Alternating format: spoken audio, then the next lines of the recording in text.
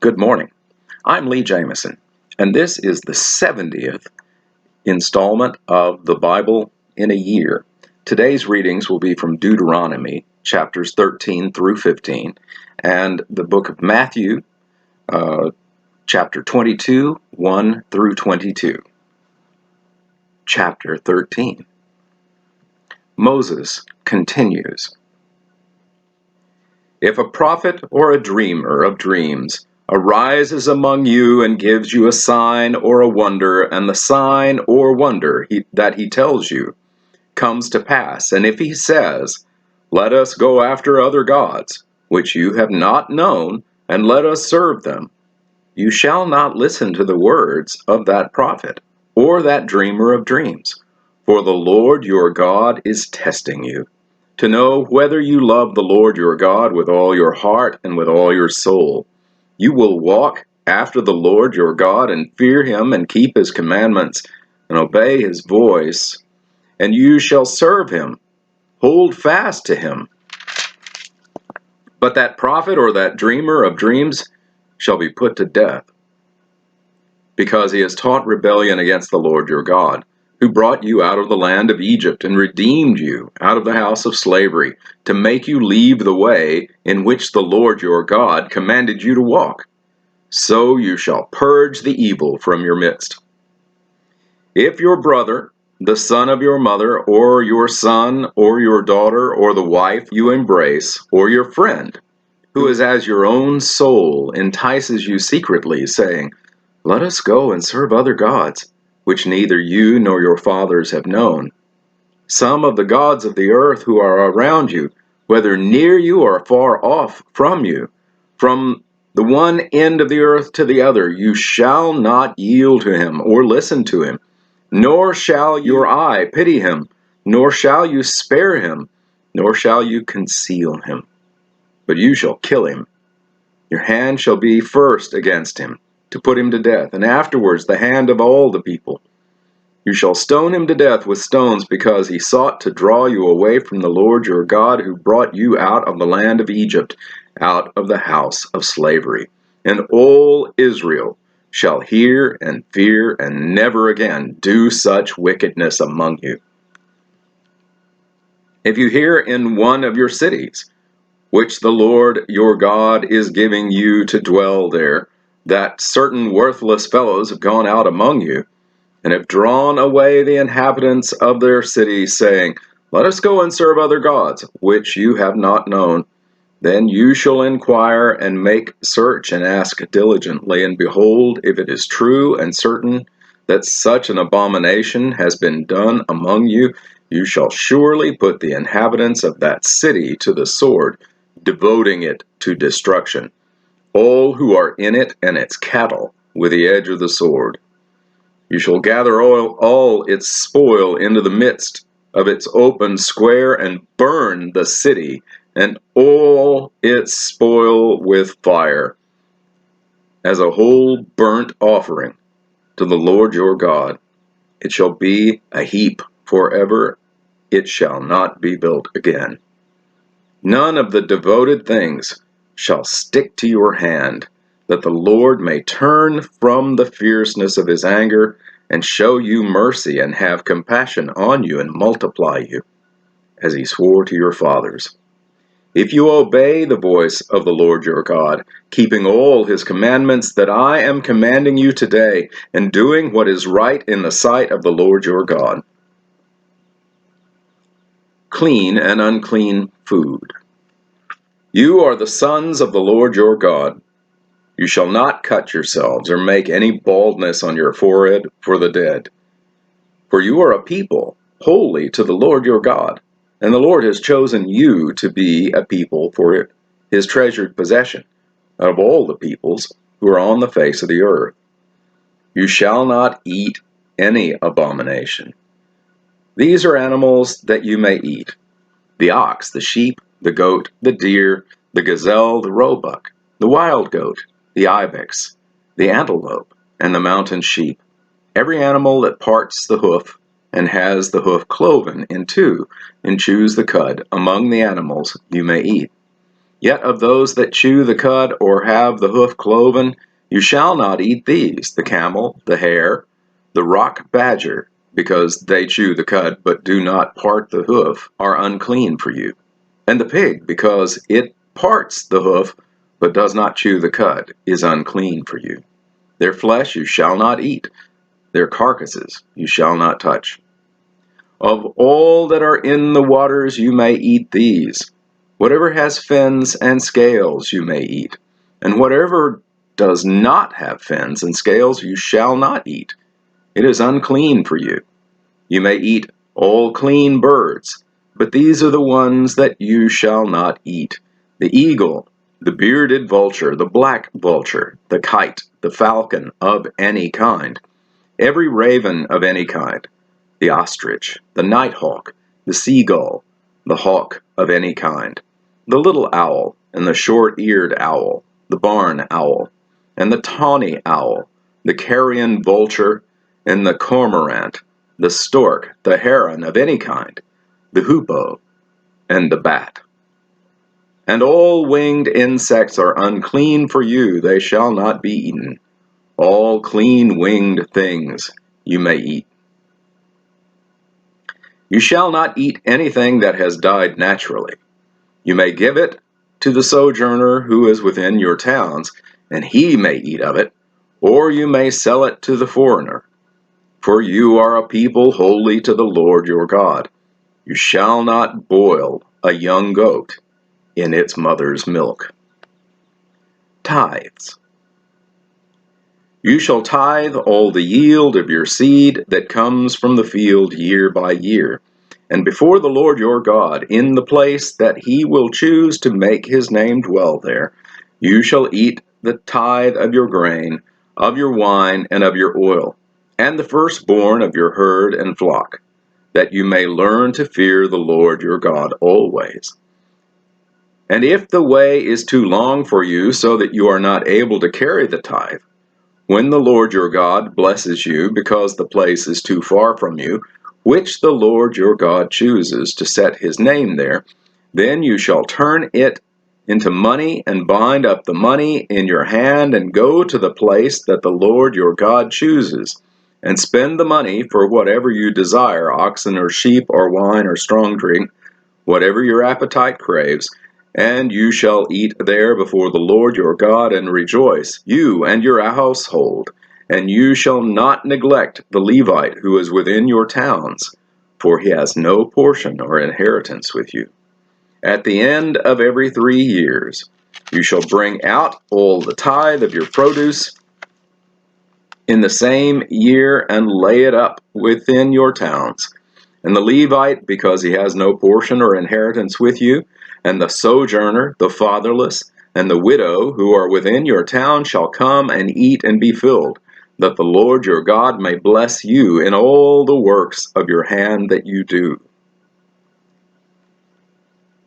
The Sabbatical Year, Chapter 15. At the end of every 7 years, you shall grant a release. And this is the manner of the release. Every creditor shall release what he has lent to his neighbor. He shall not exact it of his neighbor, his brother, because the Lord's release has been proclaimed. Of a foreigner you may exact it, but whatever of yours is with your brother your hand shall release.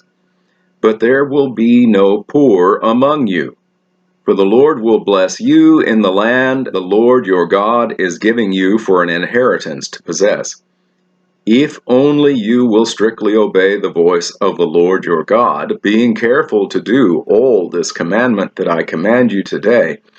For the Lord your God will bless you, as he promised you, and you shall lend to many nations, but you shall not borrow. And you shall rule over many nations, but they shall not rule over you. If among you one of your brothers should become poor in any of your towns within your land that the Lord your God is giving you, you shall not harden your heart or shut your hand against your brother. But you shall open your hand to him and lend him sufficient for his need, whatever it may be. Take care lest there be an unworthy thought in your heart, and you say, 7th year, the year of release, is near, and your eye look grudgingly on your poor brother, and you give him nothing, and he cry to the Lord against you, and you be guilty of sin, you shall give to him freely, and your heart shall not be grudging when you give to him, because for this the Lord your God will bless you in all your work and in all that you undertake. For there will never cease to be poor in the land. Therefore I command you, you shall open wide your hand to your brother, to the needy, and to the poor in your land. If your brother, a Hebrew man or a Hebrew woman, is sold to you, he shall serve you for 6 years, and in the 7th year you shall let him go free from you. And when you let him go free from you, you shall not let him go empty-handed. You shall furnish him liberally out of your flock, out of your threshing floor, and out of your winepress. As the Lord your God has blessed you, you shall give to him. You shall remember that you were a slave in the land of Egypt, and the Lord your God redeemed you. Therefore I command you this day. But if he says to you, I will not go out from you, because he loves you and your household, since he is well off with you, then you shall take an awl, and put it through his ear into the door, and he shall be your slave forever. And to your female slave you shall do the same. It shall not seem hard to you when you shall let him go free from you. For at half the cost of a hired servant he has served you 6 years. So the Lord your God will bless you in all that you do. All the firstborn males that are born of your herd and flock you shall dedicate to the Lord your God. You shall do no work with the firstborn of your herd, nor shear the firstborn of your flock.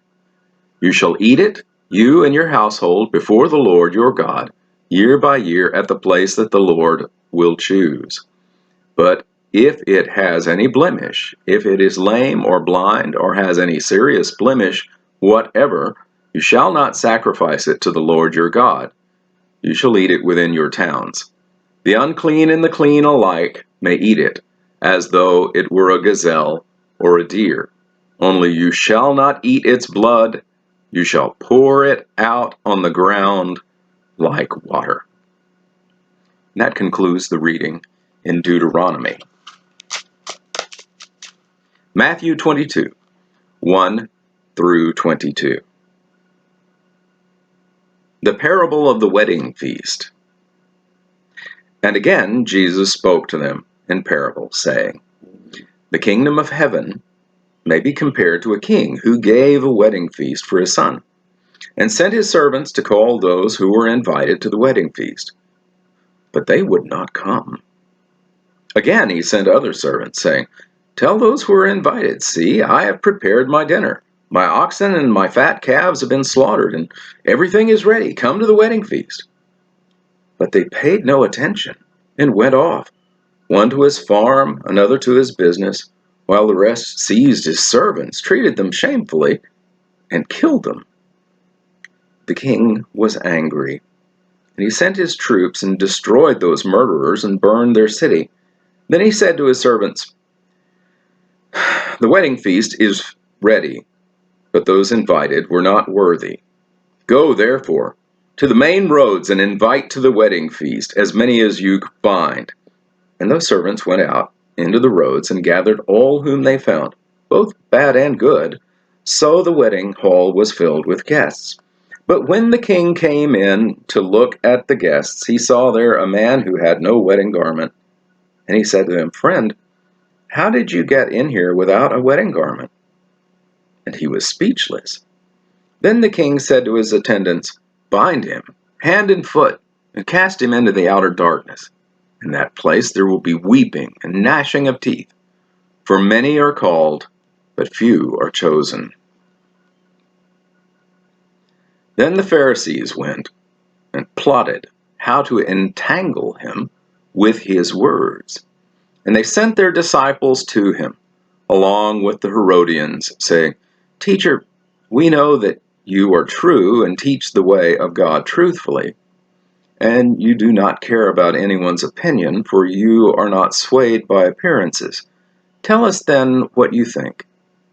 Is it lawful to pay taxes to Caesar or not?" But Jesus, aware of their malice, said, "Why put me to the test, you hypocrites? Show me the coin for the tax." And they brought him a denarius. And Jesus said to them, "Whose likeness and inscription is this?" They said, "Caesar's." Then he said to them, "Therefore, render to Caesar the things that are Caesar's, and to God the things that are God's." When they heard it, they marveled, and they left him and went away. Thank you for watching this video all the way to the end. To gain a wider audience for this series of videos, I ask a few favors of you. First, please like the video and subscribe to the channel. You can also click on a bell icon, and that will make sure that you receive notifications when new videos come out. Then, if you have comments or questions, even if they're critical, I want to hear from them. Be civil, of course. The YouTube algorithm rewards videos that receive audience participation. So I appreciate your input. You are a part of this channel as well. Thank you, and have a blessed day.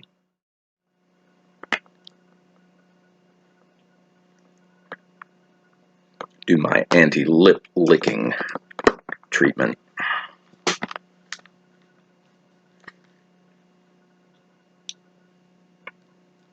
You just can't believe how many bad habits you find out you have when you start seeing yourself on video.